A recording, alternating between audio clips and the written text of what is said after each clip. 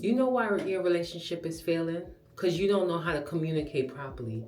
You don't know how to express the things that you need on a day-to-day basis.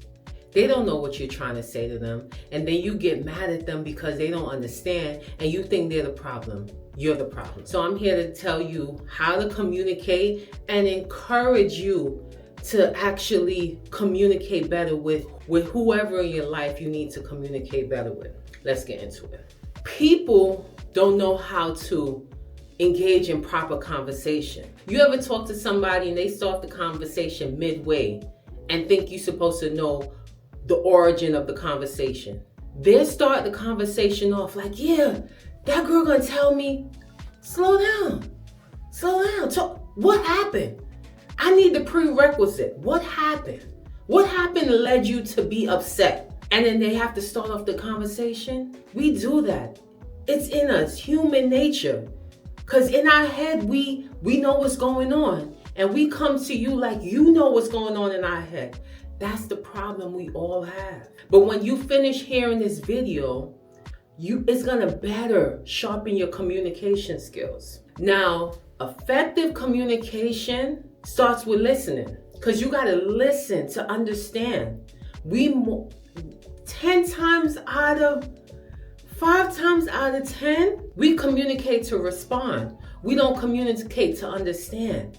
Because when we in a heated exchange, when we trying to get our points out, we just be talking, but not listening to what the person have to say to understand where they're coming from. How many times you have a conversation with your significant other? You know they switching up on you. They staying out late. They hanging out with the boys. They not calling you. So in your head, you know what you want to say to them. And then you sit them down like, okay, we have a problem here. You know what you have to say to them. So you allowing them to talk, but you already know what you're going to tell them.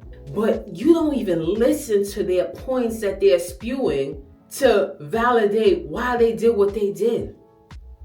But you instantly reacting, faking like you listening, because you're really not listening. You're just waiting for the pause to get your point in. That's not the way to communicate. We need to understand the other person's perspective. We need to listen objectively, not subjectively. You listen to understand why the person did what they had to do. And then you will have a better outcome. Nobody wants to be spoke down to be told. No, you have to effectively communicate. You have to listen to what they're saying, understand what they're saying in order to respond. Remember, we're not responding. We're not listening to just respond. We're listening to understand. Because you have to understand the person's feelings, their point of view, all of that. Now, what we lack apart from listening, because it ties into listening. I'm not going into the listening stuff, but it ties into listening. We hear what the person's saying, but sometimes we understand it differently. And instead of asking the person, okay, so what you trying to tell me? No. You should say, okay, you said you were late because you had to stay back at work. You wanted to hang out with your friends and you forgot to call me because your battery died. And then they in turn tell you, yes, that's what it is. And now you understood what they're saying because you played it back for them. Verbatim, you played it back for them. Now it's up to you to respond based on what you heard, not how you feel. Keep in mind, a lot of people relationship fail because they lack this. They all in their feelings about what is being done to them. And sometimes it's an external factor that's causing the rift between you and your partner. What's wrong with telling them how you feel? What's wrong with telling them on why you're disappointed?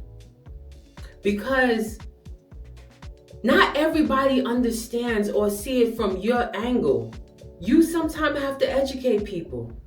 Now, you ever had a situation where your husband or your wife didn't know that you don't like red roses? Oh, he been with me for 15 years. He should know. How? How? Did you tell him that you don't like red, you like white? Did you ever go to a florist and show him certain things? How are you supposed? Oh, he should have questioned. No. Why we want people to research us? Why not through authentic conversation, casual conversation, these things are brought up? Why not let them know in that manner? But we just harp on the fact that they don't know me, because you're not communicating. You're not speaking so they understand. You're silently in your head. You think you spoke to them about it in your head. However, you didn't verbalize that. And that's what we lacking. Communication with your kids. Now, back in the days, kids was seen but not heard. I'm gonna say it again. Back in the days, kids was seen and not heard. That no more of that is left, because kids have a voice too. Parents should honor that. I'm not saying the kids have to disrespect the parent, but they have feelings too. And we need to ask them. We shouldn't pressure them into doing something. And that comes with communicating. When your kid come home from school, do you ask them how their day was? Do you communicate during dinner time? Do you express like, oh, how was your day? What did the kids do? How was your lessons? All of that. That's how parents should communicate with their kids. Not just everything negative.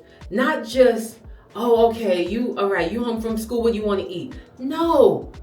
Talk to them about their day. The more you communicate with your kids, the more they open up to you. The more they feel like there's no judgment. Because remember, we're communicating objectively. We're listening objectively. So you listen to their point of view on whatever topic they're talking to you about, and you're communicating. Communicating is a two-way street. And then you have some kids that will communicate with their parents and answer with one word. Only one word answers. Now, parents, this is your time to probe. Like, ask additional questions. But don't ask questions that would allow you to receive one word answers. You have to finesse it. How was your day at school? Good. So what was the lesson? Because they said good. Okay, so what was the lesson today? What did the teacher talk about? What was the homework? And now they have to answer questions that will lead into, conversation. Get them to open up. And don't impose your opinion on what's being said. Let them tell you what's going on. You answer, oh, that's great. I like that. So what do you think about that? Oh, that's great. When you open up the communication lines, everything is much better. There's no room for interpretation. It's all facts, because you're saying things and they're saying things. So communication is beneficial in all walks of life. Now, if you like this video, comment down below. Remember to like, share, and subscribe. Talk to you guys later.